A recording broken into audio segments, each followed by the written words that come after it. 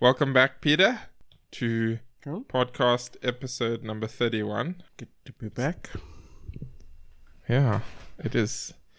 So today's book is All About Love by Bell Hooks.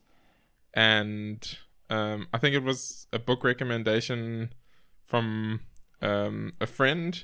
And so, we decided to pick it up. It seemed interesting. And it was interesting. Yeah, something different. I mean, we have, which is interesting. We have read a few books on love this year, actually. Yeah. I think it was kind of a continuation of the theme. But I think both of us went into it not knowing, what it is. I mean, it was a recommendation and everything, not really. It was more like, okay, the title looks like something we should do. And kind of been a roller coaster from the beginning to end. But I guess we'll discuss more about that. Yeah. So it's definitely been a interesting read, and touching on the love side of things. Like you say, we've done some of them before. I think one of the first books we actually did was on attachment, which is sort of related to love. And then we did Eric Fromm's book, which is The Art of Loving, and she actually quotes from that book a bit. And there's another book which I read when I was a lot younger, which is The Road Less Traveled by, I think it's Scott M. Peck. And that's a book that hopefully we'll pick up in the future, because I enjoyed it when I was younger, and then I forgot about it completely, and it'll be nice to revisit that at some point. And she seemingly really enjoyed that book. Also, I might cough every now and again. That's on you guys, physicists. Sorry about that. We'll have to deal with it. Should I dig into the book summary? Yes, you may. Cool. Okay, so All About Love by Bell Hooks is a call to return to love in a culture of lovelessness. It digs into the difficulties of life and love through the lens of feminism, touching on the importance of defining love clearly, on the importance of a love ethic, and on how love is found in community and communion with others. She urges readers to forgo the allure of materialism and rather to live simply, and by doing so, take a step forward in the art of loving. Yeah, I don't know if you have any additional thoughts to add there, Peter. I think that was as concise and straightforward as it could be. So. Good. Peter and I were chatting earlier about just like how the structure of the book is, and I think an important heads up for anyone who wants to read the book is that because Bell Hooks is a feminist, there is a lot of feminist discussion in here, and there's a lot of interesting and good points made even about how it affects one's ability to love. But going into the book not being aware of this, that it would be a large part of the book, it kind of took us by surprise a bit. And it at times sometimes feels like it overpowers the discussion of love, especially in the beginning chapters. And then sort of towards the later chapters, it was a bit less overpowering. But then another related caveat is that, like I said, she is a feminist, and she's also a feminist writer. So it's completely fair that she can include that in her book about love. But it is a helpful caveat probably for someone that's picking up the book and they're going to read it, that just go in embracing that part of the book. Otherwise, you probably won't enjoy the book. Do with that information what you will. You are now aware if you were to pick up the book. Yeah. Okay, before we dig into the preface, Peter, any more comments? No, I mean, like you said, that it's just being mindful of when you read the book about that, because like you said, it will take you aback a bit, like it did both of us. But like you said, even the section titles of the different chapters are like things that you naturally want to discuss, and interesting topics, and they are well covered. It's just that the arguments within them might seem a little, maybe we see them as being biased, but someone that's feminist will probably find it as perfectly normal. But yeah, and I think to her point, at some point in the book, she mentions most of the books, interestingly, about love, especially like non-fiction type books, have been written by men, and so this is a different angle on that, which is possibly also another reason why she dug into the feminist side, to try and like expose the issues when it comes to situations where males are overly dominant, and that can affect the way that love works out, because the will to power is a problem in whether it's men or women, but from her perspective, obviously, through that feminist lens, it takes form in a certain way. Okay, so we've given the caveats, and now we can run through the book. Normally I give page numbers and things, but in this case there's quite a few quotes, so I'm gonna just jump through them, and if someone was to read it, they'll have to find them in the different chapters. But we can, so we can start with the preface, which is page XI, or IX, sorry. Page 9. Yeah, I know. I'm not going to even try. You can try and give those numbers, but I will skip my Roman numeral class. All right, so the preface has some little quotes from it. This is not me reading one long sentence, just to be clear. It was love's absence that led me to know how much love mattered. At the moment of my birth, I was looked upon with loving kindness. One day, I was no longer precious. Those who had initially loved me well turned away. Like every wounded child, I just wanted to turn back in time and be in paradise again. Then a bit further down, she says, when that morning ceased, I was able to love again. Awakened from my trance state, I noticed that all around me, I heard the testimony that lovelessness had become the order of the day. I write of love to bear witness both to the danger in this movement and to call for a return to love. So as mentioned in the summary and ending here, she was affected by love. She was initially loved, and then something happened in her childhood where her parents weren't as loving, or loving in the way that she needed, or at least felt she needed, and so she's now looking and reflecting on that and saying, what is the culture like? And she's seeing, the culture is also one of lovelessness, and so she wanted to write this book as a call to return back to love, to reflect on it and to think about it, and to see how we can learn, in the Eric Fromm book title, learn the art of loving. Yeah. Should we go on to the next one, or do you have any comments there? Yeah. I think it was just interesting when she spoke about it in that way, that I think just her highlighting how it went from like being loved to not being loved, and seemingly starting to question that. I think a natural progression of life. Again, when I think was reading that, to be like, I think as we grow, that that love sort of looks different,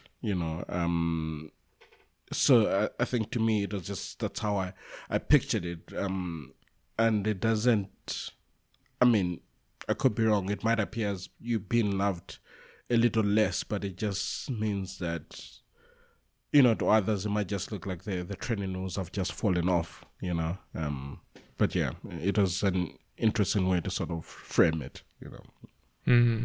Yeah, I think it's a good perspective also to keep in mind when you're reading the book, because she comes from a certain background of being hurt by love, and if you read the book, I don't think we'll touch on many of these stories, but the book has definitely got a bunch of them where she reflects back on her life and her family life, and she is clearly very wounded by it. And some of us are fortunate not to be wounded. We're raised in happy families and things like that, and for the most part loving and caring is just a normal part of life. And there's a lot of people that's not the case for, and there's also a decent amount of people that is the case for. And if you can imagine that someone who is on the wounded side of things would write a very different book, most likely, to someone who has never been wounded in that same way. And that definitely comes across in the book, which isn't a bad thing. It's actually a good thing for someone like me to get perspective on that. Yeah. All right. Should we go to the introduction? Yeah. So the subtitle of the introduction is Touched by Love. And I'll start on page XVII. What's that, Peter? 16. Really? 16. Yes, yeah. You're really good with Roman numerals. I'm just trusting that you're right, but you seemed confident, so. Okay. Introduction. There are not many public discussions of love in our culture right now. At best, popular culture is the one domain in which our longing for love is talked about. Then next page, the youth culture today is cynical about love. Harold Kushner writes, "I'm afraid that we may be raising a generation of young people who will grow up afraid of love, afraid to give themselves completely to another person, because they will have seen how much it hurts to take the risk of loving and have it not work out." Then the next page, indeed, all great movements for social justice in our society have strongly emphasized a love ethic. Yet young listeners remain reluctant to embrace the idea that love is a transformative force.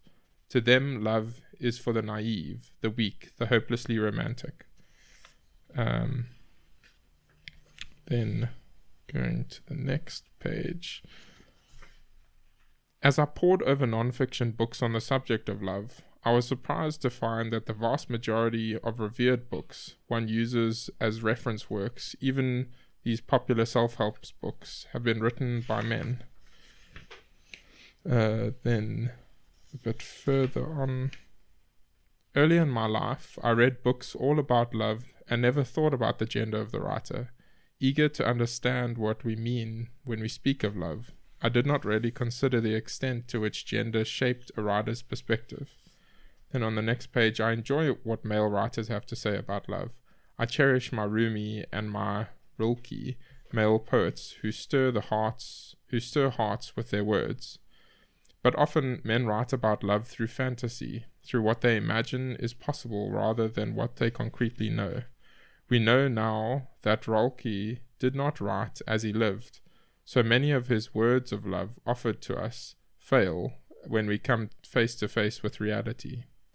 And then a little bit further down, but like many women and men, I want to know about the meaning of love beyond the realism of fantasy, but beyond the realm of fantasy, beyond what we imagine can happen.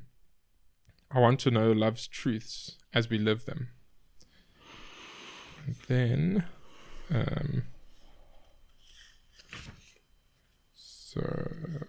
and lastly, to open our hearts more fully to love's power and grace, we must dare to acknowledge how little we know of love, both in theory and in practice. I wrote this meditation, contemplating the practice of love in everyday life, thinking about how we love and what is needed for ours to become a culture where love's sacred presence can be felt everywhere. Yeah, so that's the introduction. I think, as you can kind of see, part of it is just the framing that there's just this despair of love. Bless you.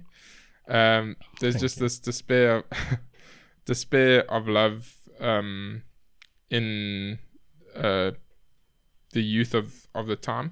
Now, just ironically, she would have been talking about us, because this was written about it's actually 25 years or so ago now. And what was it, 1998 or something? I can't remember, but it was around there. Time, yeah. And so I just realized now that she would have been talking about us when she says the youth culture today is cynical about love. But so she says that, and then you can see a little bit of the elements of how the problems with men and them causing issues in the realm of love, and then she also then mentions how a lot of the writers that she encountered, like I mentioned earlier, they are predominantly male writers. But then she says, I really enjoy their perspectives, but a lot of their perspectives aren't grounded in reality. Whether that's true or not, I'm not sure. I think it seems to me like two of her favorites, the Eric Fromm and Scott M. Peck. I haven't read a bunch of Scott M. Peck's books, so I don't know. But it seems like both of them are fairly grounded in reality and not in fantasy. But yeah, she might be right.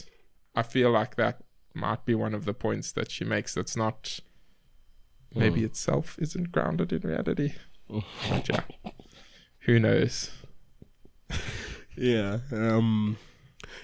think to me in that section, what stood out to me was, again, you now actually pointing like that is, in fact, making more sense. Not that it didn't make sense before, but like I totally agree with when she says young people are a little more cynical about love, and the points that she listed there are like evident. A lot of young people are scared to fall in love right at the moment. Like I think the essence of relationships has kind of changed from what it needs to be, like the foundation of it, which is sad,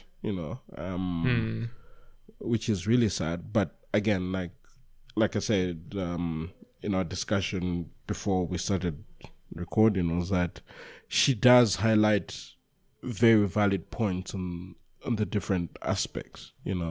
It's really something to note, because it's sad to see a generation where love is seen as weakness. If and again, again, she writes about it's the way men view love, because if they love the way society deems love to be, it's frowned upon on men. That from that is that what results in them being, their writing being a little of a fantasy format than what they would naturally want to write on love, because men speaking on love in that regard is frowned upon. That's just a thought to throw out there as well. But yeah, to me, before this, like, I wouldn't have guessed that most books on love were written by men. Yeah. Like naturally, I think it's, like No, sorry, Karen. No, and like, I mean, to go on, it's, just to, the way she kind of poses how men and women view love throughout the book or through most of the chapters, it kind of, to me, sounds a little contradicting. Not contradicting, but your ideas would be like, if she regards women to think of love in this way, like it's very interesting to know that men are the ones that write a lot about it, because it's kind of posed as if like men kind of don't really think much about love, and if they do, it's in a certain form, so yeah, that was just something interesting to read, Yeah, I think the complexity comes down to, like, it depends on who you are, because I think her points are definitely valid, that there are a lot of men that don't think about it, but there's also a bunch that do, and the opposite is true as well. There's a bunch of women that don't and a bunch of women that do. And then she goes on to make like points that are fairly like grouping a bunch of people into the same bucket, which is not a terrible thing. Like, she has to raise the points in some way, and she can't be nuanced about every single detail, because then you just can't get a point across. But it does mean that the book has a certain way of speaking about things which draws probably more clean lines than can actually be drawn, which is fair enough, but like I said earlier as well, it's interesting to get this perspective. And I think you made the point, because in some initial discussions that you and I had, we were saying like it's quite a challenging read in the beginning, especially because it's not like what we expected it to be. And that can be a really good thing, because it gets you to think about things and reflect on, like, okay, what is that? Like when she says here, the fantasy thing that people are, men often write in the realm of fantasy. It's, I haven't even spent that much time thinking about what that means, because she clearly at some points in the book, she also talks about women. So even though men have, from her perspective, have written a lot of the books about love, I think she's talking about non-fiction books, because I think at a different point she I might be misremembering, I'm pretty sure that this is right though, that she talks about women being the main ones that are writing in the realm of like what you call it, fiction. So like when you get the story about love with the happy ending and things like that, and romance and all of that, seemingly a lot of those writers are women writers, and she's acknowledging that as well. So probably by the word fantasy there, she's not meaning actual fantasy. She's talking about like fantasy, like what men in her mind wish things to be. That's what they're writing. So it's lots of complicated things to think through, which I guess is why we read books, to get us to think and not be static in the way that we approach life. Should we move to chapter 1? Yeah. Okay. So chapter 1 is clarity, and the subtitle is Giving Love to Words. Giving Love to Words. Giving love words. Basically, defining love is what the chapter is about. So to jump through some snippets, starting on page 3. If our society had a commonly held understanding of the meaning of love, the act of loving would not be so mystifying. Then on the next page, I spent years searching for a meaningful definition of the word love, and was deeply relieved when I found one psychiatrist, M. Scott Peck's classic self-help book, The Road Less Traveled, first published in 1978. So about 20 years before she wrote this. Echoing the work of Erich Fromm's of Eric Fromm, he defines love as the will to extend oneself for the purpose of nurturing one's own or another's spiritual growth. Explaining further, he continues, love is as love does. Love is an act of will, namely, both an intention and an action. Will also implies a choice. We do not have to love, we choose to love. Then a bit further down, to truly love, we must learn to mix various ingredients: care, affection, recognition, respect, commitment, and trust, as well as honest and open communication. Then, going to the next page. When we understand love as the will to nurture our own and another person's spiritual growth, it becomes clear that we cannot claim to love if we are hurtful and abusive. An overwhelming majority of us come from dysfunctional families in which we are taught we are not okay, where we are shamed, verbally and physically abused, and emotionally neglected, even as we were taught to believe that we are loved. Then next one, applying Peck's definition of love to my childhood experience in my household of origin, I could not honestly describe it as loving. And then to 9. In order to change the lovelessness in my primary relationships, I had to first learn anew the meaning of love, and from there learn how to be loving.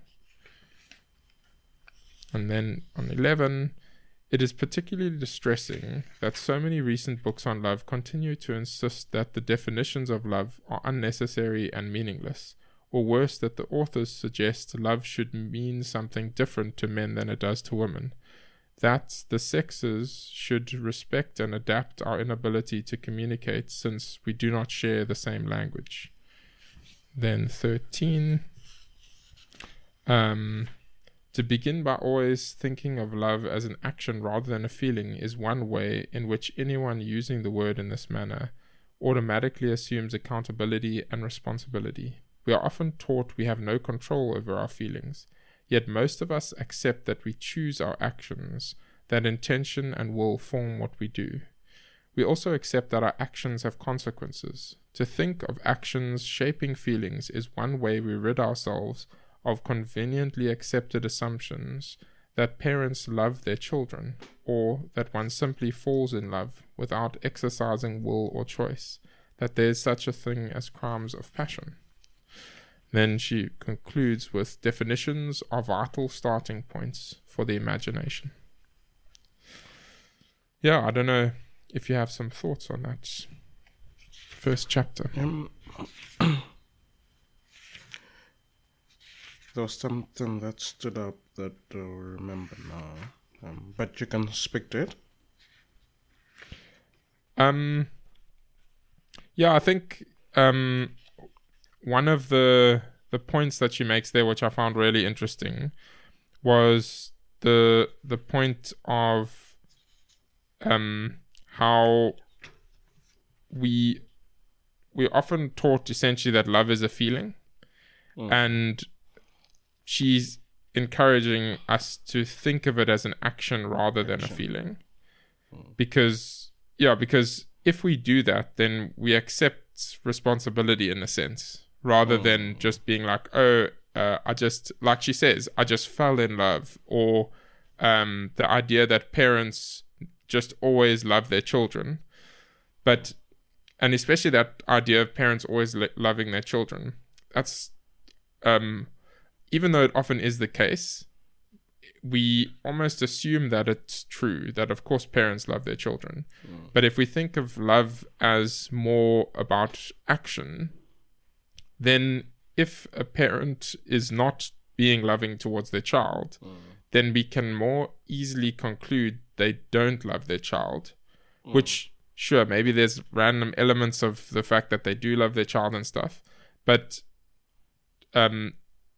she speaks at different points about how it's very damaging to have this idea that that love is not related to our actions, basically. And so if we tie those two things together, we kind of get to the view of saying you can't be loving if you're hurting someone. Like those two things are mutually exclusive. And so if there's someone that's continuously hurting you, or they majority of the time are hurting you, even though you might feel like they love you because of some complex past stuff and the way that you think about love and find emotion and attachment in that, even though those things might be there in the background, you should rather draw, and so even though it might not be fully true, you should rather draw the conclusion that that person doesn't love me. Because if they loved me, they would act in a certain way, which they aren't acting in. Which hopefully for most people, that's not the case, but it definitely is the case in a lot of the time. Yeah.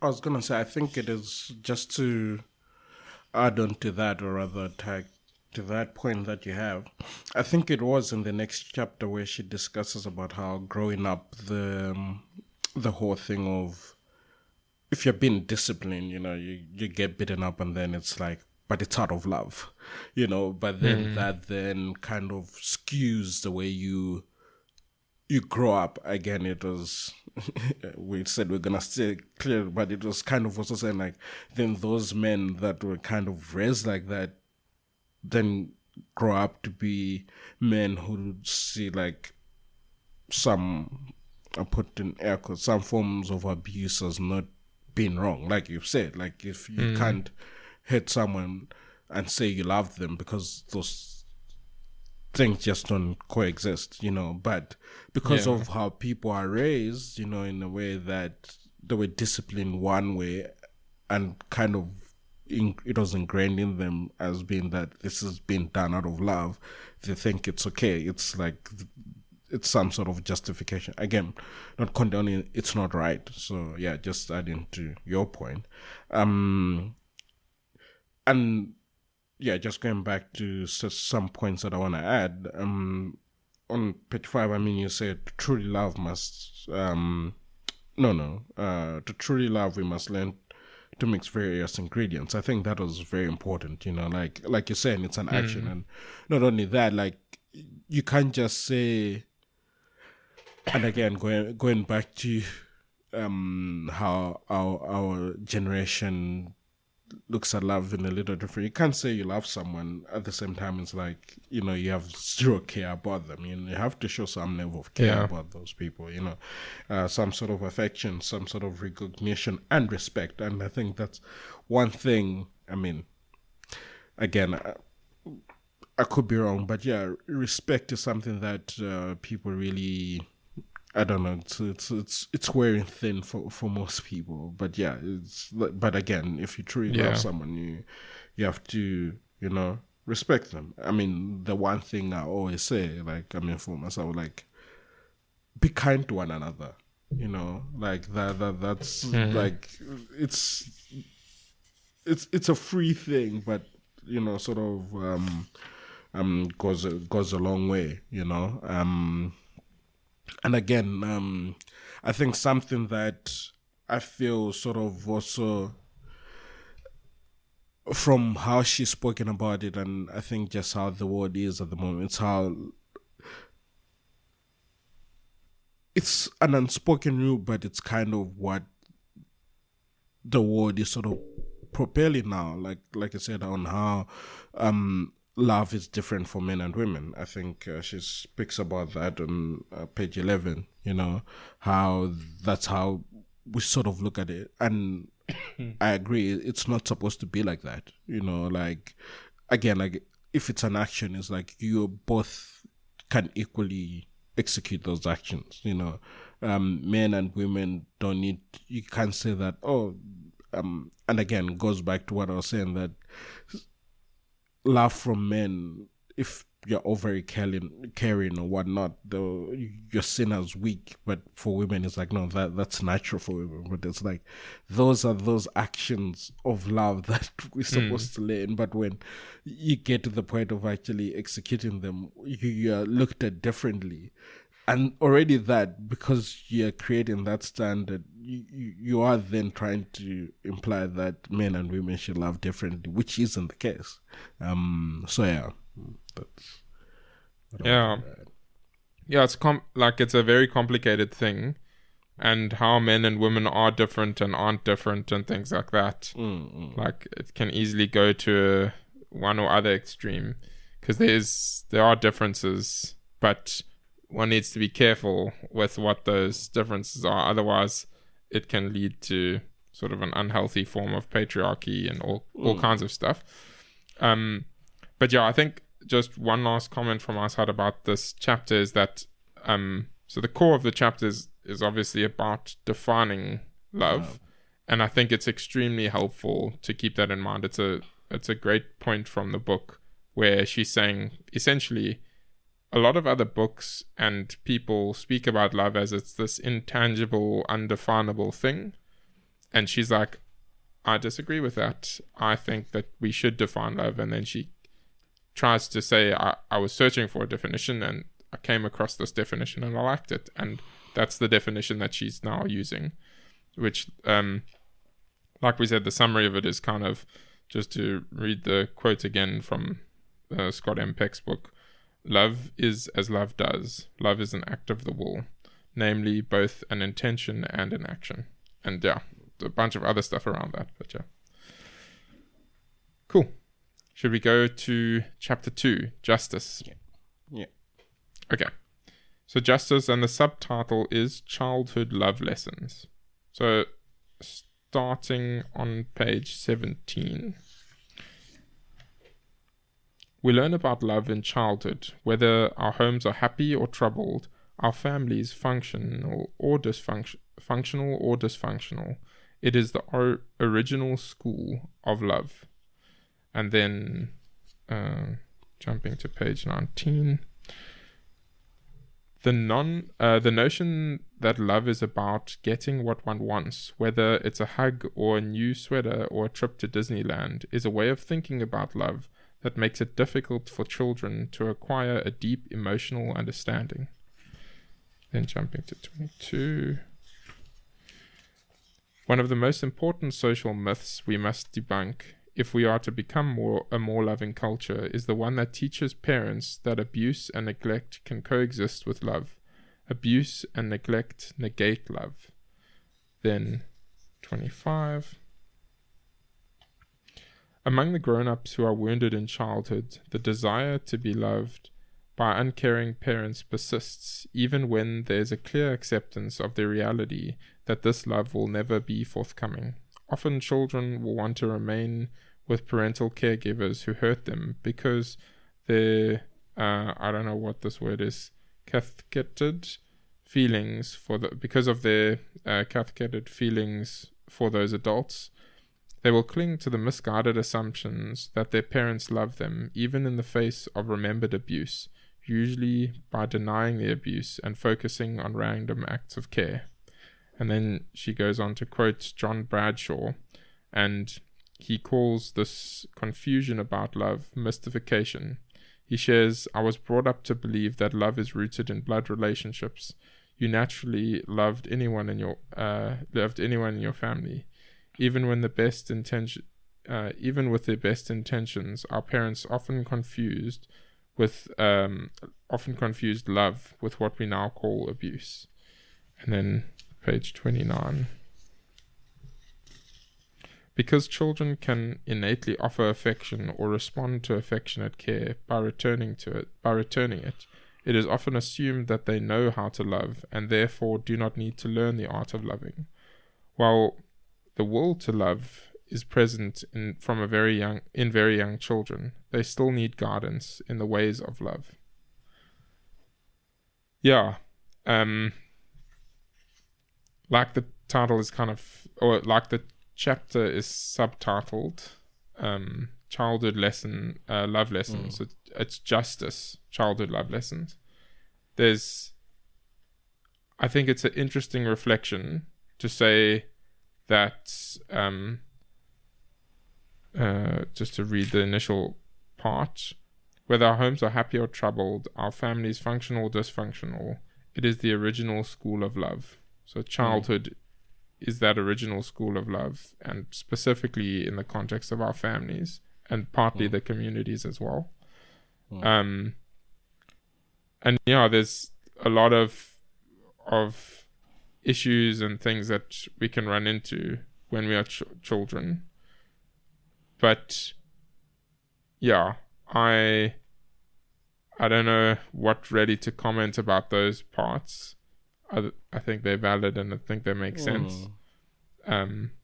But I do think what she raises about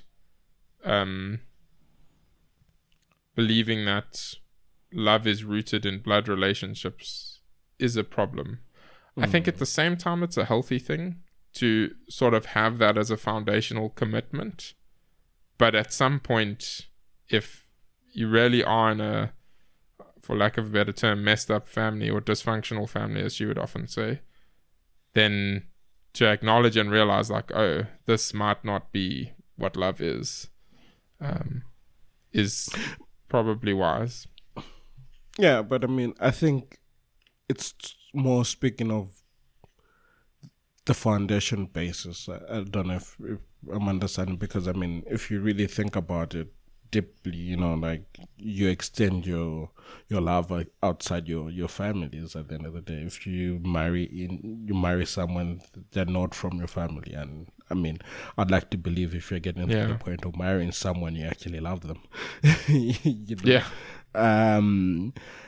But yeah, I do just to touch on, like, I mean, it says childhood love lessons. I mean, my take from it was kind of saying like, my understanding from it is more like the way we love is shaped from our upbringing, and you know, in this particular case, your families. And I mean, like it said in the beginning, a family can be dysfunctional or functional, but at the same time, there is a certain love that breeds from it. And again, the way you love later on is sort of closely rooted to that. And I mean, just also hearing that, it reminds me of that other book that we read. I'm very bad at remembering titles and when we read what, but with regards to the different types of love, of like your motherly love, brotherly love, fatherly love type of thing. You know, it was you know, it's in that it also had that element to say like that love sort of affects, you know, how you love in the end. And again, to also be mindful that, and again, like now thinking back to that, I feel like it's just, I think, a natural thing for people to propel that men and women love differently, you know, because even in that, it kind of explained how men love children and how women love children, you know, in the sense of like the women is the motherly love is the one where it's like the nurturing, you know, the more empathetic you love someone, you know, because they were once part of you, and that, you know, yet with fathers they tend to grow to love you based on like response, you know, like being proud of you and whatnot. So I think again, that's a different book. That's something that was written in that light, and this is different. But yeah, it's interesting to note that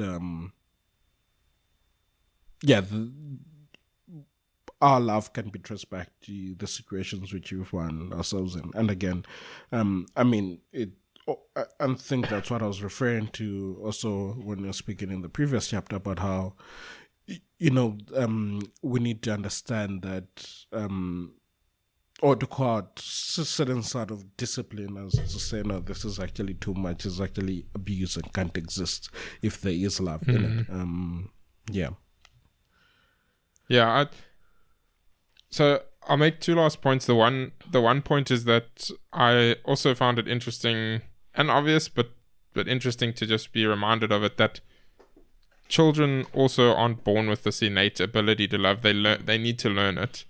And if they're learning it in a sort of dysfunctional home, that can cause problems, like we're saying. But that kind of also ties into my other thought, which is just mentioning other books. It'll be interesting for someone to read this book and then go back to The Courage to be Disliked, because The Courage to be Disliked is almost it's not completely, but it's almost saying like, deny trauma, don't focus on that, focus on the future, and you aren't shaped by your past. It affects you, but you are responsible for what happens to you. And it's always, I think, when we discuss that book, it's a complicated thing to juggle which one is correct and things, and both sort of views of things have valid points. You can't focus too much on the one or the other. But yeah, food for thought. Yeah. Should we jump to chapter 3? Yes.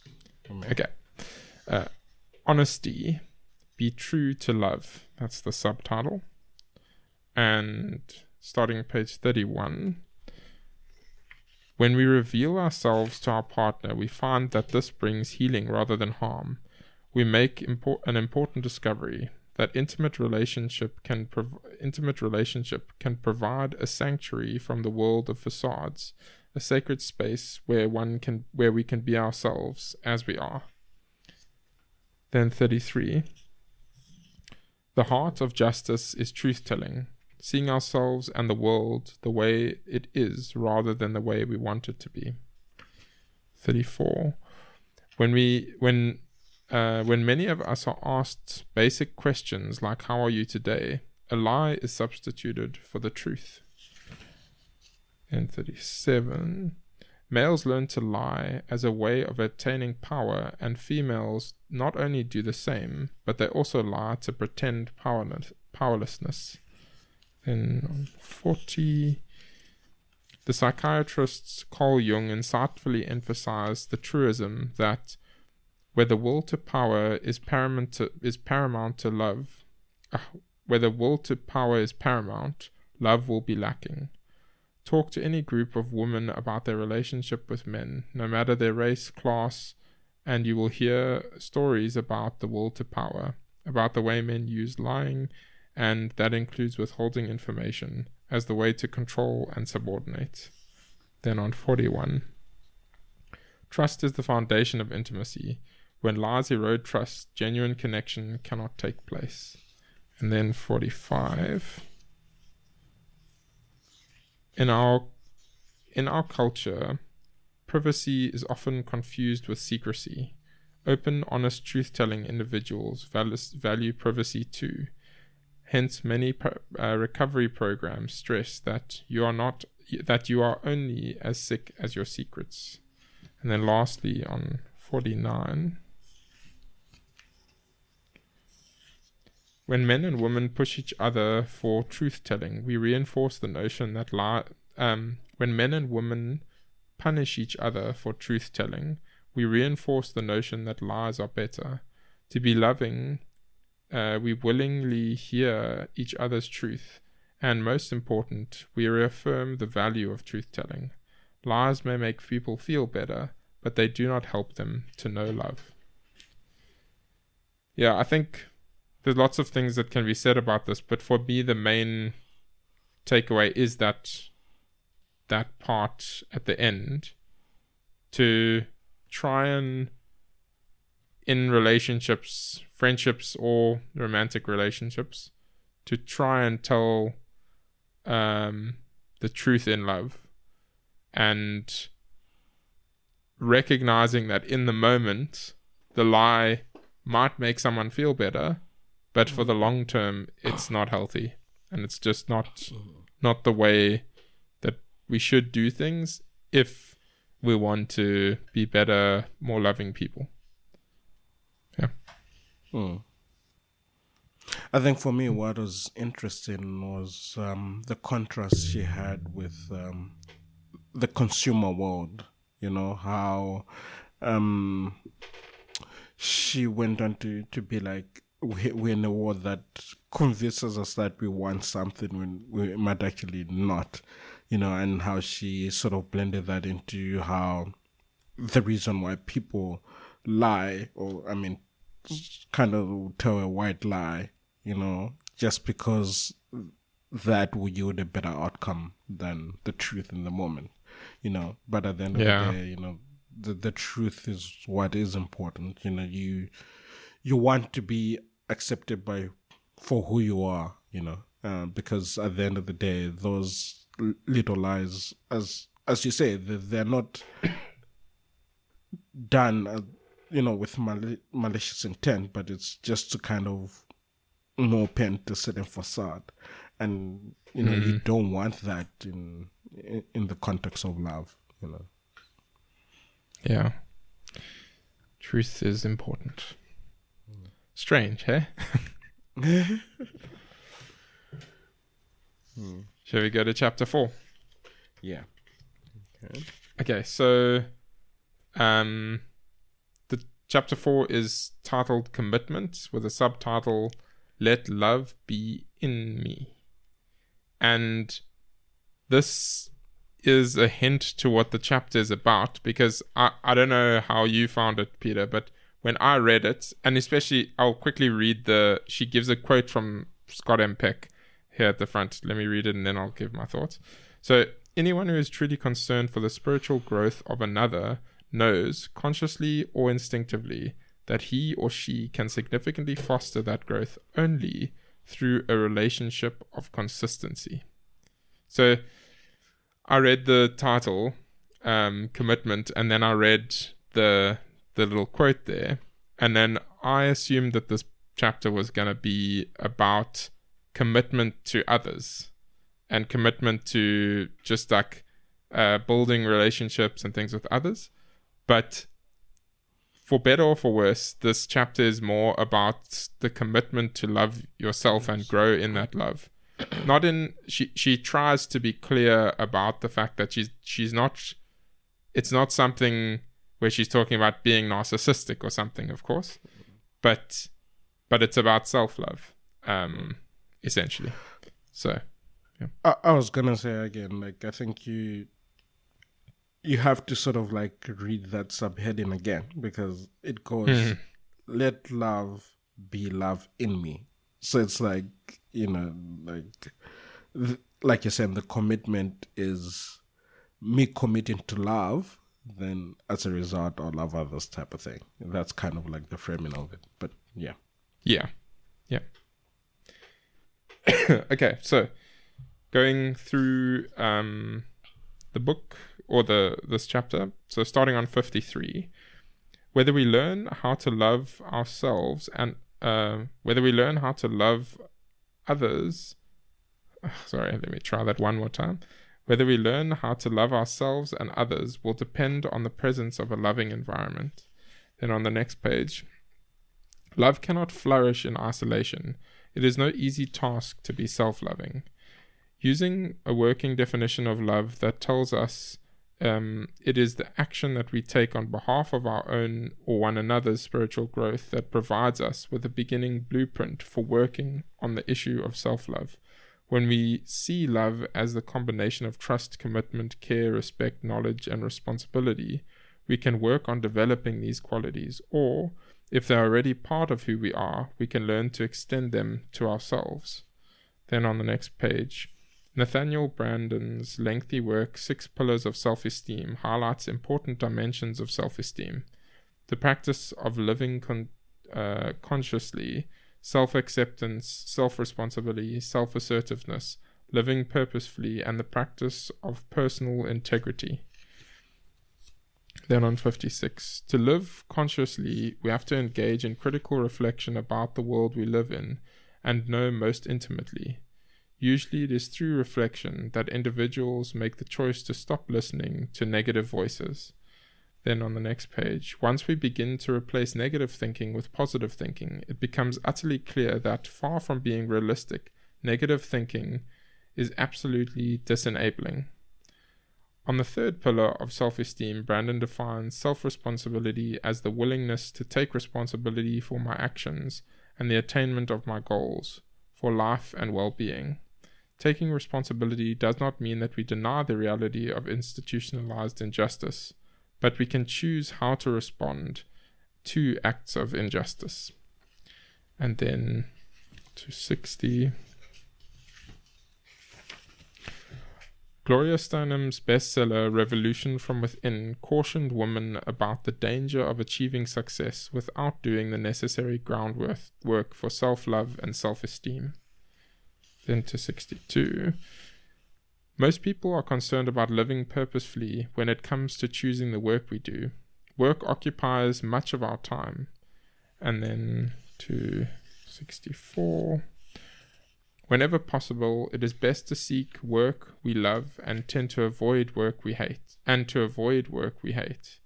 Clearly, much of the violence in domestic life, both physical and verbal abuse, is linked to job misery. We can encourage friends and loved ones to move towards greater self-love by supporting them in any effort to leave work that assaults their well-being. Then 65. When we work with love, we renew the spirit. That renewal is an act of self-love. It nurtures our growth. It's not what you do, but how you do it. Then to 66. Of all the chapters for this book, this was the one that was most difficult to write. When I talked with friends and acquaintances about self-love, I was surprised to see how many of us feel troubled by the notion, as though the very idea implies too much narcissism or selfishness. We need to rid ourselves of those misguided notions about self-love. We need to stop fearfully equating it with self-centeredness and selfishness. Self-love is the foundation of our loving practice. Without it, our other efforts to love will fail. Yeah. I will say, I think if she were to have spoken to me, I would have been one of those people that commented that, yeah, the self-love thing is maybe a little bit too self-centered and that. But at the same time, kind of like what you were saying earlier, it's if we really don't love ourselves, if we don't in the healthy way, in the way that where these different aspects, self-responsibility, self-assertiveness, living purposefully, practicing personal integrity, if we don't have those kind of elements, if we aren't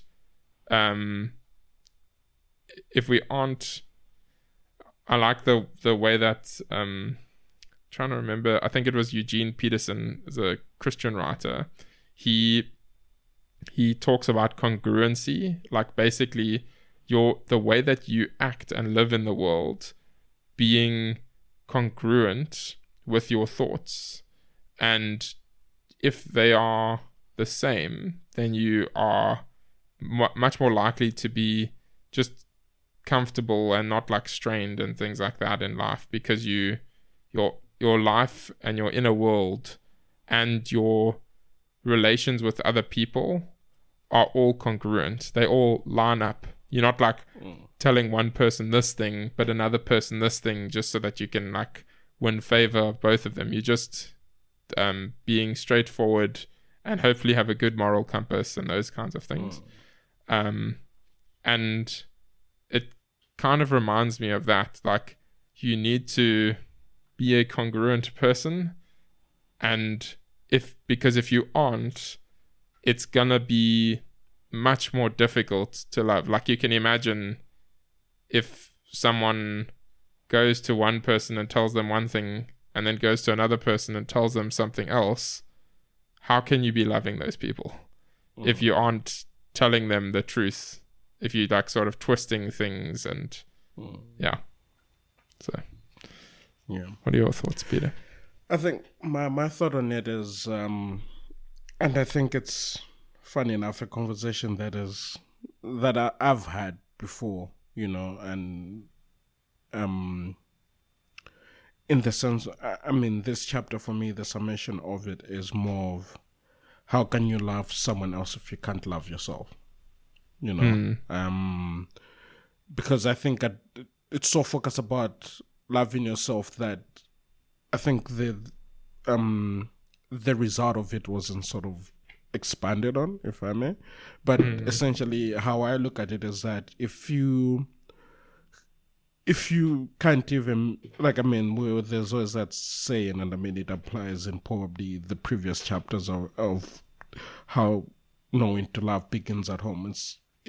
I feel like it's the same thing with that. It's like, if you don't love yourself, how are you going to love someone else? It's like the charity begins at home. So like you're saying, if you, like, I mean, it even uses a thing of like a job. If you can't even be happy at your work, you know, because then at that point it's like you have to make that decision to be like, okay, I'm not happy here, it's time to move on. Like, that's just as a result of you loving yourself, that I do not want to be in this situation anymore.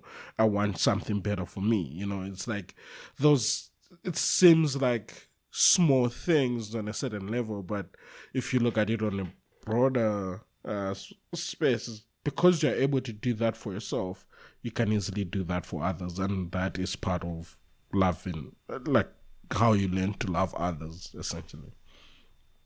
Yeah. Yeah. I think that's true. Okay. Should we go to chapter 5? Yeah. So chapter 5, spirituality, divine love is the subtitle. Excuse me. So starting on page 71. A culture that is dead to love can only be resurrected by a spiritual awakening. On the surface, it appears that our nation has gone so far down the road of secular individualism, worshipping the twin gods of money and power, that there seems to be no place for the spiritual life. And then, page 72. While the zeal to possess intensifies, so does the intense spirit of emptiness. Because we are spiritually empty, we try to fill up on consumerism. We may not have enough to love, but we always can shop. And then 74. A little more than 10 years after Fromm first published The Art of Loving, Martin Luther King Jr.'s collection of sermons, Strength to Love, was published. The major focus of these talks was the celebration of love that is a spiritual force that unites and binds life. This belief about the ultimate reality is beautifully summed up in the first epistle of St. John. Let us love one another, for love is God, and everyone that loveth is born of God and knoweth God. And then page 78. Spirituality is most gloriously embodied in our actions, our habits of being. Insightfully, Jackie Cornfield explains, all other spiritual teachings are in vain if we cannot love. Even the most exalted states and the most exceptional spiritual accomplishments are unimportant if we cannot be happy in the most basic and ordinary ways, if with our hearts we cannot touch one another and the life we have been given. What matters is how we live. And then page 81.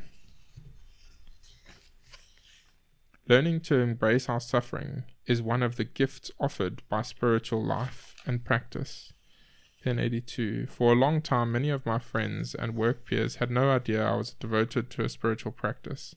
I began to speak more openly about the spiritual reality in my life when witnessing the despair of my students, their sense of hopelessness, their fears that life is without meaning. And 83. My belief that God is love, that love is everything, our true destiny, sustains me. Yeah, I think it's even though it's like 25 years ago, I think it's a helpful reminder, especially the contrast between spiritual practice and sort of modern day consumerism, because you touched on it briefly in the last chapter as well, talking about how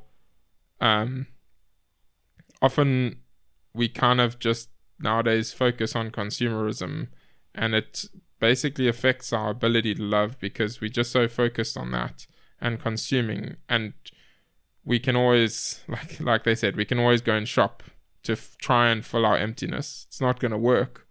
But it's in the moment it feels like it's working. And then as she reflects on God and love and spiritual practice, that's where she finds meaning, and that sustains her, as she says. What are your thoughts? Yeah, no, I think to me everything was sort of summed up by pretty much the last section that you read. You know, I mean, us both being Christians, you know, like just, you know, it all boils down like to God being love, you know, at the end of the day, you know, and yeah, as it said, you know, love is everything. And I mean, even the commandments go, love your neighbor as you love yourself, you know. I mean, that's a contrast or not like a combination of actually the last two chapters we've read, you know. It's the love, you know, the loving part of yourself and loving others, you know.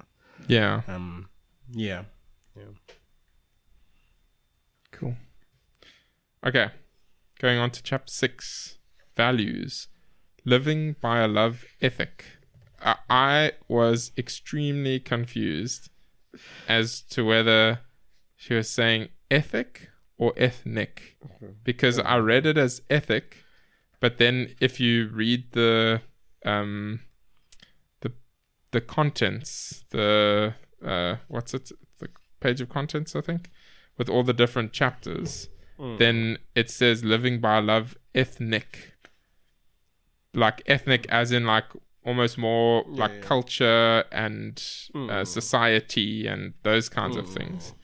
But I think based on how she opens the chapter and that, I think the correct one is ethic, a love ethic, which makes more sense. It reads a bit more natural. Okay, so living by a love ethic. So starting on page 87. Awakening to love can happen only as we let go of our obsession with power and domination. Culturally, all spheres of American life, politics, religion, the workplace, domestic households, intimate relationships, should and could have their foundation in a love ethic. At the end of The Art of Loving, Erich Fromm affirms that important and rational changes are necessary if love is to become a social and not a highly individualistic, marginal phenomenon. Then on 88. Living by a love ethic, we learn to value loyalty and commitment, to sustain bonds over material advancements. While careers, making money remain important agendas, they never take precedence over valuing and nurturing human life and well-being. I know no one who has embraced a love ethic whose life has not become more joyous and more fulfilling. The widespread assumption that ethical behavior takes the fun out of life is false. Then next she says, but in keeping with the capitalist-based notion of well-being, some really believe that there's not enough to go around, that the good life can only be had by a few. Then on 92. I'm especially fond of the biblical passage in the first epistle of John, which tells us there is no fear in love, but perfect love casts out fear, because fear hath not torment. He that feareth is not made perfect in love. And then page 96.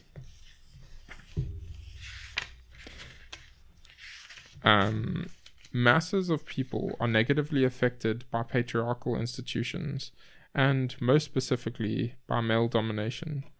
While the contemporary feminist movement has done much to intervene with this kind of thinking, challenging and changing it, and by doing so offering women and men a chance to lead more fulfilling lives, patriarchal thinking is still the norm for those in power. And then 98. Domination cannot exist in any social situation where love ethic prevails. Jung's insight that if the will to power is paramount, love will be lacking. it is important to remember. If all public policy was created in the spirit of love, we would not have to worry about unemployment, homelessness, schools failing to teach children, and addiction. Then 99. When small communities organize their lives around a love ethic, every aspect of daily life can be affirming for everyone. Yeah, I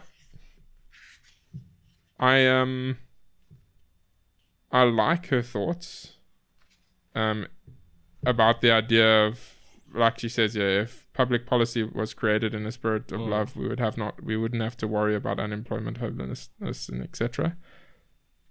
I think it's a wonderful idea. I just don't know if it's true. It seems like life is a bit more complicated than that. Yeah. But it's... Sorry, go for it. Yeah, go on. Now, I was just going to sort of say, I think it is obviously true that if everyone was able to be perfectly loving, then that would be true. But I think to just shape policy created in the spirit of love, I don't think that's enough, unfortunately. I don't think... the Christian perspective would also agree that that's just not... reality is unfortunately very tainted with sin and I think this chapter is more of on a very ideal level. I mean, in science, idealistic. In the whole, I mean, in science, when you're doing experiments or calculations between an experiment, what you're given is like ideal, the weather conditions are the same, whatnot, and I mean, all those things sort of come into play and affect things. So in this case, she's writing it to be like, if you kind of put forth love in everything that you do, things will work well. You know, like I think there's a section where she goes like, we kind of, it reminded me of the whole good people finish last type of thing, or if you're doing things the right way, you won't prevail kind of thing, you know. But she's trying to kind of oppose that notion to be like, no, that's actually what needs to lead, you know. If that's what's put forth, like as the title says, the love ethic, then everything should actually work your way. I mean, she kind of says that people that employ that, you know, are the ones that end up being successful, you know, in the very early section of the chapter. And I mean, also, I mean, with the little touches of scripture of how, you know, there's no fear where there's love, you know. But again, like I said, it's a very idealistic view. I mean, not dismissing what you said, just be like, you know, or rather agreeing to what you said, to be like the life or the world is a little more complex than that, you know. Yeah. But also, as you said, I think her combating the idea that that love is not the way to go. She's like saying, no, it is, and things will work out better if we do have a love ethic. And I think that that's true. I think we both think that that's true. Yeah. So yeah. Cool. Chapter 7, greed. And then the solution, simply love. Okay. So starting on 105. Although we live in close contact with neighbors, masses of people in our society feel alienated, cut off, and alone. Isolation and loneliness are central causes of depression and despair. Yet they are the outcome of life in a culture where things matter more than people. Materialism creates a world of narcissism in which the focus of life is solely on acquisition and consumption. A culture of narcissism is not a place where love can flourish. And a bit further, in a world without love, the passion to connect can be replaced by the passion to possess. Then on 108. The good life was no longer to be found in community and connection. It was to be found in the accumulation and fulfillment of hedonistic, materialistic desire. people-orientated to a thing-orientated society. And then on 111, addiction makes love impossible. Most addicts are primarily concerned with acquiring and using their drug, whether it be alcohol, cocaine, heroin, sex, or shopping. Hence, addiction is both a consequence of widespread lovelessness and a cause. Only the drug is sacred to the addict. Greed characterizes the nature of this pursuit because it is unending. The desire is ongoing, and it can never be fully satisfied. Then 114. This same politics of greed is at play when folks seek love. They often want fulfillment immediately. Genuine love is rarely an emotional space where needs are instantly gratified. To know genuine love, we have to invest time and commitment. As John Walwood reminds us in Journey of the Heart, the Path of Conscious Love, dreaming that love will save us all and solve all our problems or provide a steady state of bliss or security only keeps us stuck in wishful fantasy, undermining the real power of love, which is to transform us. And then 124.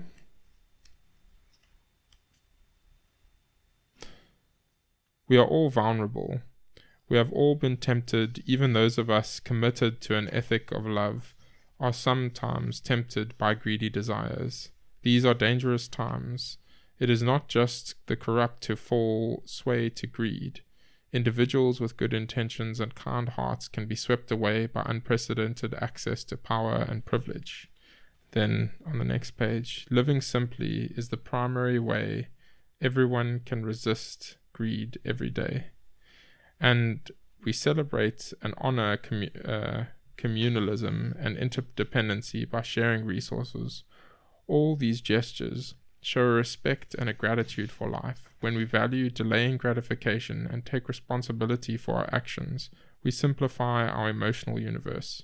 Living simply makes loving simple. The choice to live simply necessarily enhances our capacity to love. Yeah, I really liked the perspective of this chapter because I think it's so obvious, but I've just never really thought about it in that way. Like that living a life where you are focused on consumption is obviously a bad thing. Like it's not a wise thing. You will never be fully satisfied and there's always more to get. And it's just there's actually a book by a sort of entrepreneurial guy. I'm trying to remember his name, but I can't. But the book's title is Never Enough. And it's kind of him becoming very wealthy and kind of realizing that point where it's just like more, and it's just never enough. But the thing that I really like about this is tying that idea to love and to say the solution to this greed, never enough problem is to live simply, to actually choose to live simply. And by doing that, you are more capable of loving and love actually becomes simpler. I think it's a very helpful, obvious in retrospect insight, but definitely a valuable one. No, I think I agree with you there. That's an interesting perspective and an interesting view on it, especially it's kind of encouraging you, like, you know, again, like you're saying, it's like from a word of I want more, it's like you then, how can I put this? Not dismiss, but you do anything to get more, which in turn probably in the process will sort of hurt people because, for instance, like even like if you want to, let's say there's those people that would do anything to get a promotion at work, if it means, you know, sabotaging your work, and I mean, on the basis of love, then that alone just shows that love doesn't exist there, but in a way where you kind of ground yourself and just simply do what you're required to do and just simplify everything. Like, first of all, it won't take a toll on you, and you're simply doing what's right as simple as you can, and it will just naturally simplify everything else around you. Yeah. Simply love. Yeah, simply love. Chapter 8. So, chapter 8 is titled Community, Loving Communion. So, let's start on page 129. So 129, she says, communities sustain life, not nuclear families or the couple, and certainly not the rugged individualist. Then on 130, capitalism and patriarchy together as structures of domination have worked overtime to undermine and destroy the larger unit of extended kin. By encouraging the segregation of nuclear families from the extended family, women were forced to become more dependent on an individual man, and children more dependent on an individual woman. It is this dependency that became and is the breeding ground for the abuse of power. Then 132. The privatized patriarchal nuclear family is still a fairly recent form of social organization in the world. Most world citizens do not have and will never have the material resources to live in small units segregated from the larger family community, or from larger family communities. Research by anthropologists and sociologists indicates that small privatized units, especially those organized around patriarchal thinking, are unhealthy environments for everyone. Globally enlightened and healthy parenting is best realized within the context of community and extended family networks. And then 133. Loving relationships provide us with a space to experience the joy of community and relationship, where we want to learn and process our issues, to cope with differences and conflicts while staying connected. Then 135. Commitment to love relationships are far more likely to become codependent when cut off from all our ties with friends to give these bonds we consider our primary and exclusive attention. And then a bit further down. The more genuine our romantic loves, the more we do not feel called upon to weaken or sever ties with friends in order to strengthen ties with romantic partners. Trust is the heartbeat of genuine love. And we trust that the attention our partners give friends, or vice versa, does not take anything away from us. We are not diminished. What we learn through this experience is that our capacity to establish deep and profound connections with friendship strengthens our intimate bonds. And then page 38. To love well is a task in all meaningful relationships, not just romantic bonds. Then 139. Realistically, so then in the next little bit, she talks about how we can love in community, and she mentions 3 different things: forgiveness, knowing how to be solitary, and service. So this kind of touches on those. So 139. Realistically, being part of a loving community does not mean that we will not face conflicts, betrayals, negative outcomes, even from positive actions. But if we want freedom and peace from the experience of love and being loved, we must let go and forgive. Forgiveness is an act of generosity. And then on 140, we all long for loving community. It enhances life's joy, but many of us seek community solely to escape the fear of being alone. Knowing how to be solitary is central to the art of loving. When we can be alone, we can be with others without using them as a means of escape. And then the last part, service. This is 141. Service is another dimension of communal love. At the end of her autobiography, The Wheel of Life, Elizabeth Kubler-Ross confesses, "I can assure you that the greatest rewards in your whole life will come from opening your heart to those in need. The greatest blessings always come from helping." And then 143, our willingness to make sacrifices reflects our awareness of interdependency.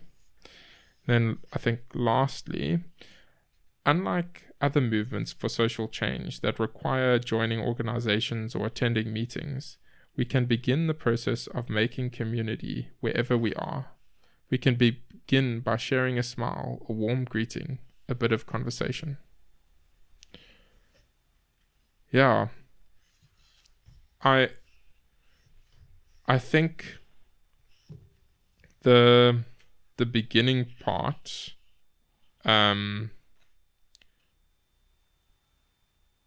obviously she mentions here communities sustain life, not nuclear families. And again, I think maybe she goes a tiny bit too far, but because I do think families are an extremely important part. The nuclear family is an extremely important part of love, but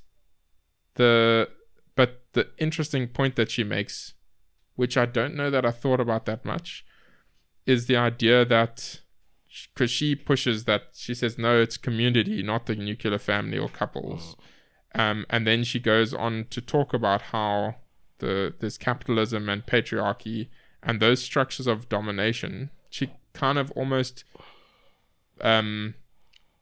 paints a picture of there's this bubble around the family in these very patriarchal situations. There's a bubble that's dangerous because it doesn't really foster life and love in the way that is healthy, and it fosters this interdependence that's not healthy, when what she's saying is healthy is to depend more on the community.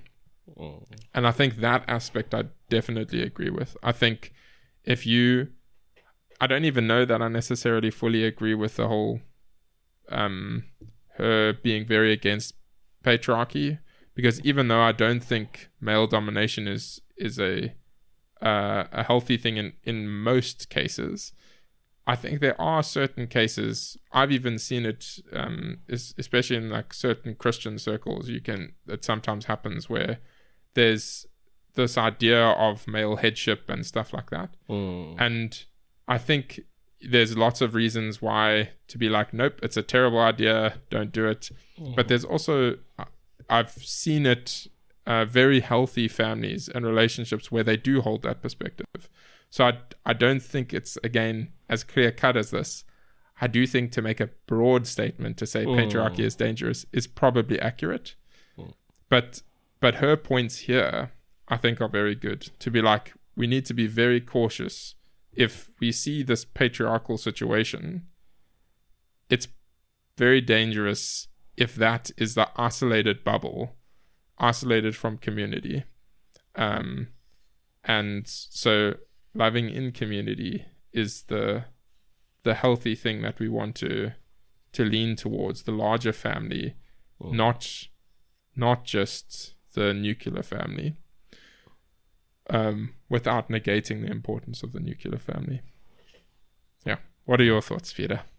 No, I was just going to say, it also goes back to something we said earlier, just of like how things are framed differently, because if you think of the previous book that we read, it defined community to be as small as two people, I think. There was something about that. Yeah. So it's that thing of where... I vaguely remember. Yeah. So, and again, how like communities take different forms, So in that, like, if you look at it in that sense as well, like, I think it's just a matter of how one side was kind of to be like, no, like you said, the nuclear families aren't great and essentially, but in essence, like a nuclear family is also somewhat of a community, Yeah.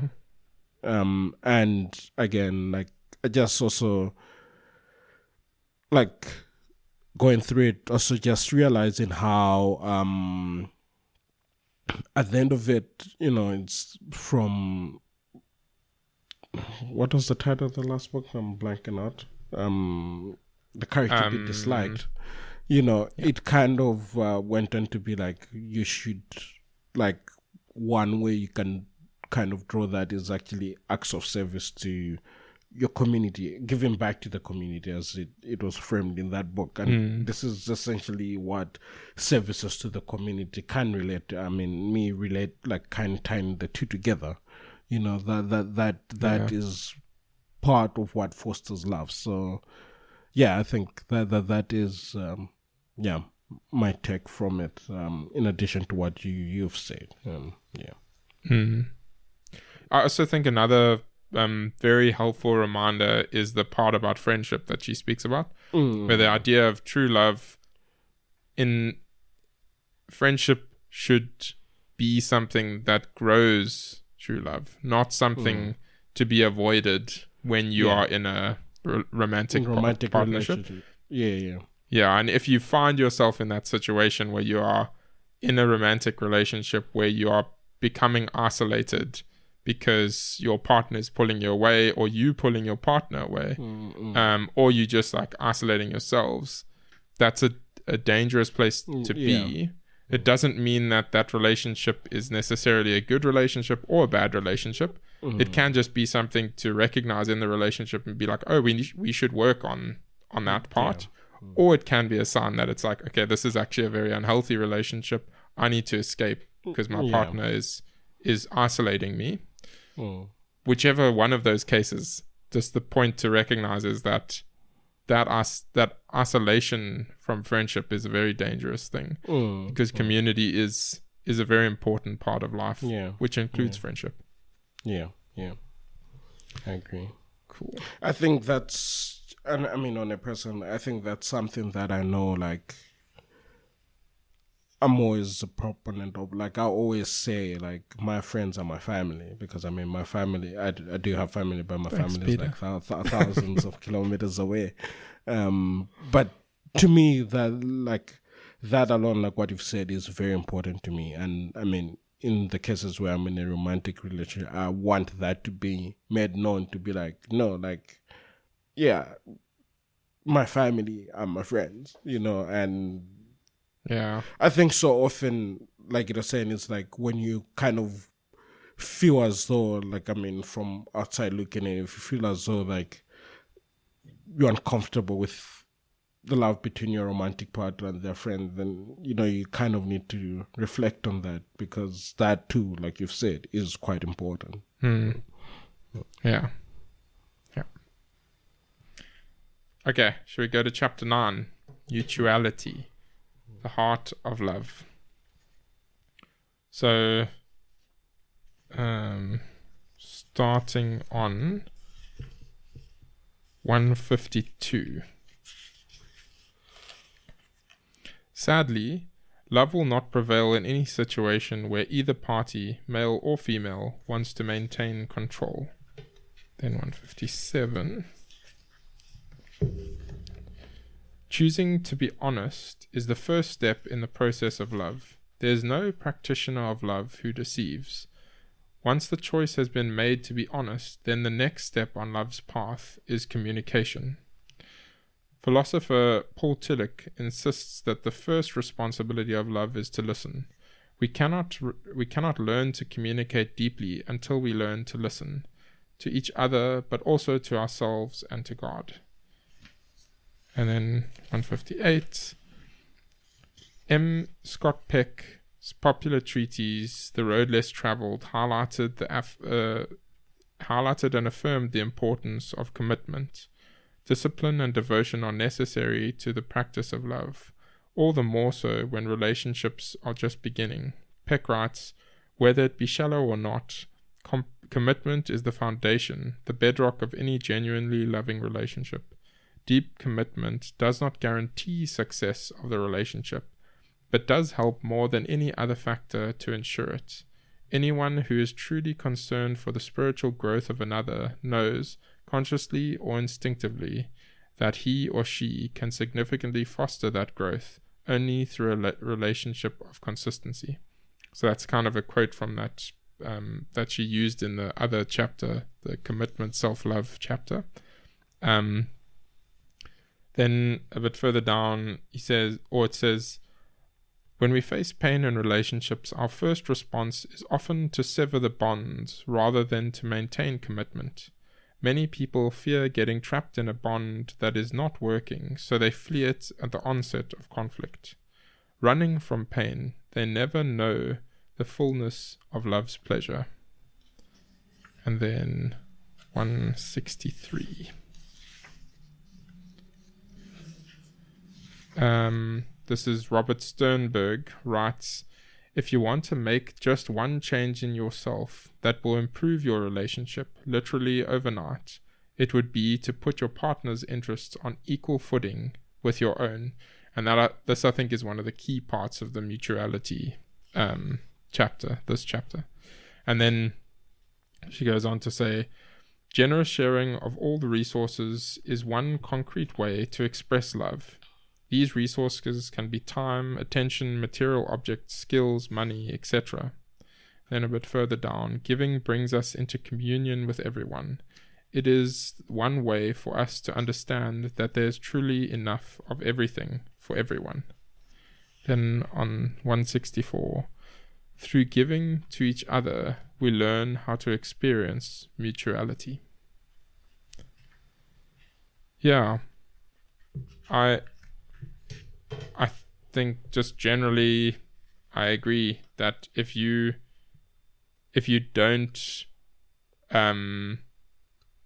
put your partner on equal footing with you, and you don't have that mutuality in the way that you handle things, in the way that you express things, in the way that you share things, I just can't see how you're able to foster a loving relationship.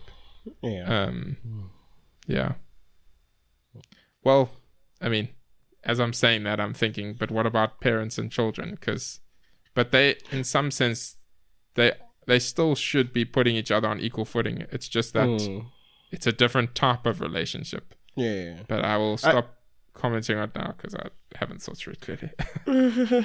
But I think it's more of like horizontal and vertical type of thing. I don't know if I'm making sense, to be like top down, like from parents to like that sort of love, and then like romantic love is more the horizontal. But I mean, just to add, with it reminds me of I don't know why today I keep blanking out on book titles that we've done in the past, but there was a book that we did. I don't think it's a previous, not Carry to Be Disliked, probably the book we did before that kind of say that if you can't, it was that question of how are you supposed to love your partner? Is it like a 50-50 or 60-40, whatnot? The compound effect. Where you need to give 100%. 100%, you know. And I feel like that's kind of what this chapter is saying, to be like, what you do to yourself, you have to you know, what you think, you know, is important for you is almost as equally important for the other person, you know. Yeah. I think that's fair. Okay, we're going to go on to chapter 10. Yeah. Romance, Sweet Love is the subtitle. So on 169, she says, to return to love, to get the love we always wanted but never had, to have the love we want but are not prepared to give, we seek romantic relationships. Then she goes on to say, in her first book, The Bluest Eye, the novelist Toni Morrison identifies the idea of romantic love as one of the most destructive ideas in the history of human thought. Its destructiveness resides in the notion that we come to love with no will and no capacity to choose. This illusion, perpetuated by so much romantic lore, stands in the way of our learning how to love. Then 171. In the art of loving, Fromm repeatedly talks about love as an action, essentially an act of will, he writes. To love somebody is not just a strong feeling, it is a decision, it's a judgment, it's a promise. If love were only a feeling, there would be no basis for the promise to love each other forever. Feeling comes and it may go. And then a little bit later, despite these brilliant insights, the wise counsel they offer, most people remain reluctant to embrace the idea that it is more genuine, more real to think of choosing to love rather than falling in love. Then to 178. A lot of people simply think that we make too much of love. Our culture may make much of love as a compelling fantasy or myth, but it does not make much of love in the art of loving. And then the next page. In the last 2 years, I've talked a lot about love. My topic has been true love. I was looking for true love. Cynically, almost all of my listeners would let me know that I was looking for a myth. The few who still believed in true love offered their deep conviction that you can look for it, that you can't look for it, and that if it's meant for you, it will just happen. Not only do I believe wholeheartedly that true love exists, I embrace the idea that its occurrence is a mystery, that it happens without any effort of human will, and if that's the case, then it will happen whether I look for it or not. But we do not lose love by looking for it. And then 181. All relationships have ups and downs. Romantic fantasy often nurtures the belief that difficulties and downtimes are an indication of the lack of love rather than a part of the process. Then 183. The poet Rainier Mara Rilke wisely observed, like so much else, people have also misunderstood the place of love in life. They have made it into play and pleasure because they thought play and pleasure was more blissful than work. But there is nothing happier than work, and love, just because it is extreme happiness, can be nothing else but work. Then 185. True love is unconditional, but to truly flourish, it requires ongoing commitment to constructive struggle and change.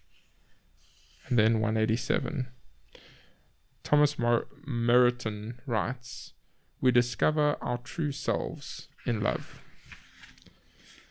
Yeah, I think almost going backwards from that, we discover our true selves in love. I think this chapter's a helpful reflection on the fact that love, the idea of falling in love is dangerous because it removes our agency from the act of loving. And so instead of viewing it as falling in love, we should change our language and into something different, into almost more the act of choosing to love. And then realizing that it's this idea of like this sweeping us off our feet romantic love, even though it happens to a lot of us, that notion of this falling in love, it's a dangerous thing because it gives us the sense of just love the moment that we find our partner, everything is sorted and perfect. But actually, most people come to realize the reality that love is difficult and it takes a lot of work. But as she sort of pulls out different quotes from different people, that's not necessarily a bad thing. Work can be in fact should be viewed as a good thing. And so the fact that love involves work isn't a bad thing. In fact, it's something that as we work at love, our flaws and our issues come to the surface, and in so doing, we're forced to work on them if we want to remain in that committed love relationship. We're forced to work on them. And so it brings us to see our true selves and to work on that and to become better people, at least, hopefully. Yeah. I mean, just to add to that, like, that love is not easy, and I mean, it's a choice. I mean, it does also highlight there that, so often people then also run at the first sign of trouble, which shouldn't be the case, because you're actually choosing to be with this person, and yeah, it says sweet love, but yeah, like you said, it's not easy. Yeah. Yep, that's true. Okay, should we go to chapter 11? Go to chapter 11. So, loss, loving into life and death. So, page 192. The reality that we will die generates tremendous concern, fear, and worry. And then 195. Merton contends, if we become obsessed with the idea of death hiding and waiting for us as in ambush, we are not making death more real, but we are making life less real. And then 199. When I was a little girl, our mother talked with ease about the possibility of death. Often when we would put off for tomorrow the things that could be done to get today, she would remind us that life is not promised. This was a way of urging us to live to the fullest, to live in a way that we would be without regret. And then 203. I try daily to learn to leave folks as though we might never meet again. This practice makes us change how we talk and interact.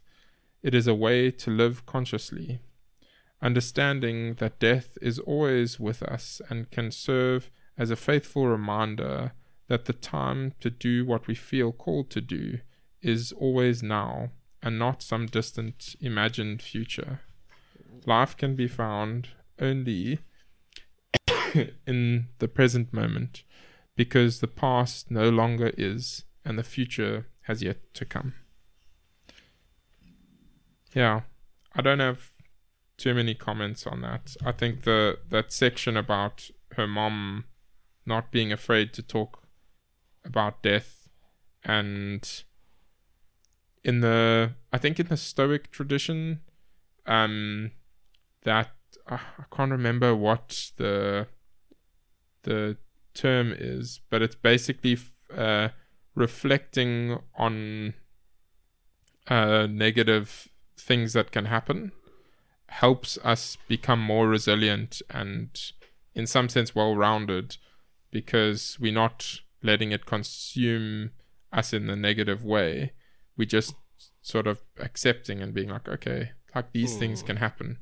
And reflecting on death is one that often comes up there, where and I think it's a helpful thing, as long as you can do it in a way that's not, I guess, psychologically damaging to you, because I'm sure that there are people that reflecting on death is a bad idea, but for a general fairly stable person, reflecting on death now and again and being like, hey, maybe things don't carry on for another 20 years or so. How does that change how I'm living now? I think is a helpful thing. I think what stood out for me there is the whole kind of live in the moment now and kind of love like there's no tomorrow type of thing. I think knowing that today can be your last, it's just important, because you cannot defer that. I'll love you 20 years from now, and then you don't exist like you say in 20 years. You know. So yeah, it is important, and like you said, her mother being able to communicate that, Yeah. Right, chapter 12. So chapter 12 is healing, and the subtitle is redemptive love. So starting on 209. No matter what has happened in our past, when we open our hearts to love, we can live as if born again. What we allow the mark of our suffering to become is within our own hands. Then on 210, James Baldwin writes about suffering in the healing process, stating, I do not mean to be sentimental about suffering, but people who cannot suffer never grow up. They can never discover who they are. And then 217. To know compassion fully is to engage in the process of forgiveness and recognition that enables us to release all our baggage that we carry that serves as a barrier to healing. And then 219.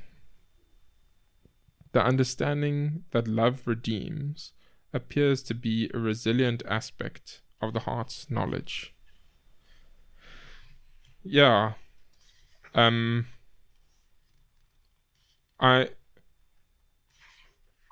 really, like, when I first read it, I was like, oh, that's interesting, and rereading it a few times, I'm like, it really is a fascinating insight to say the understanding that love redeems appears to be a resilient aspect of the heart's knowledge. So basically, we know, and everyone almost seems to just know inherently, that love is a redeeming thing. And I think it kind of ties nicely with what was said earlier, where in some sense we need to have gone through difficulties and challenges. Without having gone through those, we can't really be a well-formed human being. And the way that we go through it seemingly and come out the other side okay is because of love. Yeah. Whether it's love and support from people or love from friends or family, but love is the redeemer, and we will go through challenges. Having a challengeless life is also, as Oliver Burkeman would probably say, something. What does he say? Something about what's the point in that? If life is a series of problems, and if we don't have problems, it wouldn't be any fun, and there'd be nothing really to do. So we should embrace that. And in the same sort of vein, like, life has its difficulties and challenges. But yeah. What are your thoughts, Peter? I mean, I was just also then thinking about the courage of being disliked, to be like, you're then not that difficulty, like you're saying, like you kind of then live through it. And like you're saying, love is redemptive of that. If you suffer and then bring love into that, you then, yes, you will learn your lessons through it, but then you then have a choice of how you live life after that. Just kind of thinking that too in those, in that light. Yeah. Yeah. Redeeming love. Redeeming. Should we go to the last chapter? Chapter 13. Okay. Yeah. So this chapter is titled Destiny. And the subtitle is When Angels Speak of Love. So starting on page 223. Love is our true destiny. We do not find the meaning of life by ourselves alone. We find it with one another. And then on 2:25, believing in divine love comforted me as I was a child, when I felt overwhelmed by loneliness and sorrow. The solace of knowing I could speak my heart to God and the angels made me feel less alone. Then 2:29. Many of us believe our difficulties will end when we find a soulmate. Love does not lead us to end our difficulties, or love does not lead to an end of our difficulties. It provides us with the means to cope with our difficulties in ways that enhance our growth. And then 2:30. In Soul Food, Stories to Nourish the Spirit and the Heart, Jack Cornfield and Christina Feldman write that we too can choose serenity in the midst of struggle. In that calmness, we begin to understand that peace is not the opposite of challenge and hardship. We understand that the presence of light is not a result of darkness ending. Peace is found not in the absence of challenge, but in our own capacity to be with hardship without judgment, prejudice, and resistance. And then 2:31. Woundedness is not the cause for shame. It is necessary for spiritual growth and awakening. I can remember how strange it seemed to me when I was a child, when I read this story over and over again in my big book of Bible stories for children. That being wounded could be a blessing. And then 2:37. Fearful that believing in love's truth and letting them guide our lives will lead us to further betrayal, we hold back from love when our hearts are full of longing. Being loving does not mean we will not be betrayed. Love helps us face betrayal without losing heart, and it renews our spirit so that we can love again. No matter how hard or how terrible our lot in life, choose against lovelessness. Yes. Choose love. We can listen to the voice of hope that speaks to us, that speaks to our hearts, the voice of angels. Yeah, I think it was a really nice way to end the book, and I think that I really value those kind of reflections where I'll reread it, the quote from the book, so where it's on 2:30 it says, in that calmness we begin to understand that peace is not the opposite of challenge and hardship. We understand that the presence of light is not the result of darkness ending. Peace is found not in the absence of challenge, but in our own capacity to be with hardship without judgment, prejudice, or resistance. Yeah, I think it's just helpful and healthy to approach life in that way, where we accept that there will be difficulties and challenge, and then to especially if you're a Christian, to lean into God and to be like, I'm just gonna approach it, and I'm not gonna panic about it or freak out about it. I'm just gonna carry on, and realizing that in all kinds of things, including love, we have to almost give ourselves over to it, and it might end up turning out that we get betrayed, or that we are hurt in it. But as she says, being in love does not mean we won't be betrayed. But love helps us face betrayal without losing heart. It renews our spirit so that we can love again. No matter how hard or terrible our lot in life, choose against lovelessness. Choose love. Yeah.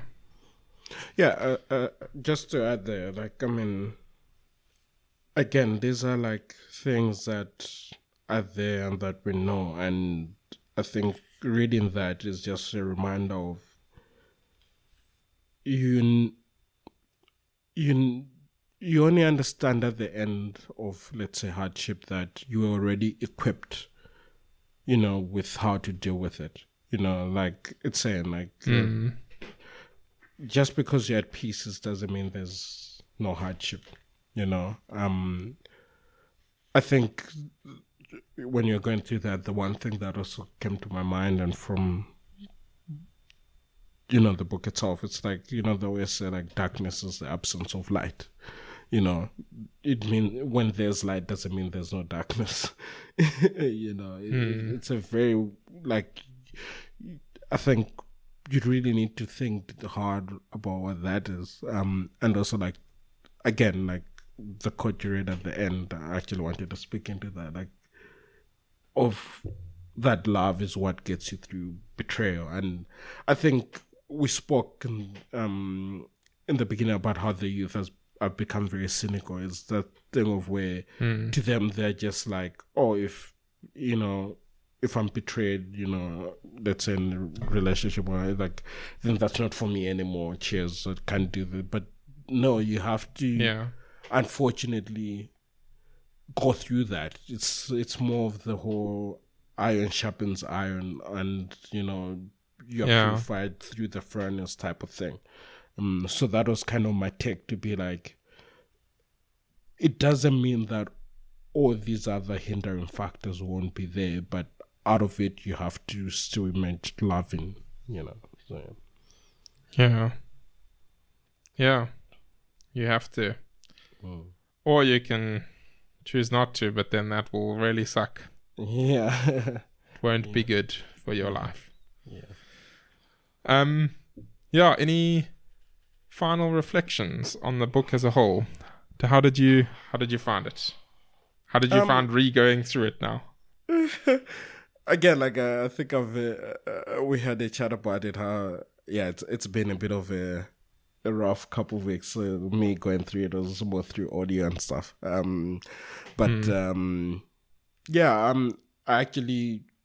think later down the line, I'll want to read it. Again, like I said, it's it also made me realize on how our brains are sort of switched off to certain narratives and contexts. And again, like, I mean, we spoke about this weeks when I just started reading the book, to be like, I believe the only reason we're struggling to read the book, and I mean, I did say this to you even this morning, because I asked, like, how do you find it? And you're like, I really enjoyed it. And I was like, hopefully we should have inserted what you'd said, the first time, because you're kind of like, which to me, and I was struggling with it. I did tell you, like, that was like, I didn't expect you to say that. Like, that caught me by surprise, nah, honestly. But again, like I said, going through it, it's like, I think, I don't want to say from not sympathy, but I read it also from, like, a point of understanding, also by understanding the layer in which the layer of the land currently, because it's a fairly current book. So it's like most of the things that are actually spoken about are not far-fetched. They're things that we actually are experiencing in life right now. So it was also very easy to sort of relate to some of the context in which the book has been written. I mean, we've read a lot of books that are from before our time, where we also have to kind of reframe our minds to, I mean, it's funny, sorry to jump in there, but as you say that, I was thinking about the Erich Fromm. So apparently, that's the book we read like 2 or 3 books ago. So the Erich Fromm book, then M. Scott Peck wrote The Road Less Traveled, and he reflected on Fromm, apparently, and she is reflecting on both of them. So that's like perspective for, and then obviously also we've read some of them that are like from like 2,000 years ago. So basically I agree with you. Sorry to cut your point, and hopefully you can remember what you're saying. I don't know what I was saying now, but no, but I think to sum up, essentially what I was saying is to say that this is, I mean, regardless of her reflecting from books that I read years ago, it's more recent time and much more relatable to our times. That's essentially what it is. But at the same time, it also shows you how, and I mean, we always say this, how certain things haven't changed over time. I mean, a lot of books we've read to be like, we know this, it's just that we either haven't thought deeply about it, we know of it, but haven't actually sat down to be like, this is actually the depths of what this topic is all about. But yeah, that's my train of thought has gone all over the place there. But yeah, I derailed you. Sorry. No, good. Yeah, I really in the beginning I found it quite difficult to read, but like you say, in the end, I really enjoyed the book. And I really enjoyed her reflections. And some of them were, again, obvious, but new to me, to think about it in that way. And I think it's always great to have those encounters and experiences. And I think, like, very simply, my conclusions and takeaways from the book are just work at love and being loving. Reflect on love is something that she would seemingly encourage, and love in community with others, not just in isolation or just in your family, but love in community and friendship and those kinds of things. And live simply. Don't get caught in the consumerism and materialism and all of those kind of things.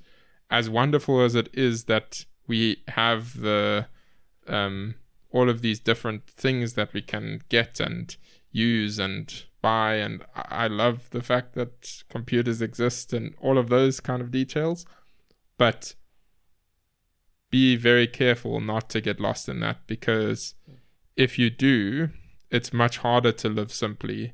And if you can't live simply, then as we kind of saw in her reflections, then that greed will not help you be loving. It'll hinder it and possibly make you the very opposite. Yeah. Cool. Thanks, Peter. Until next time. Until next time. We'll chat again. Cheers. Cool.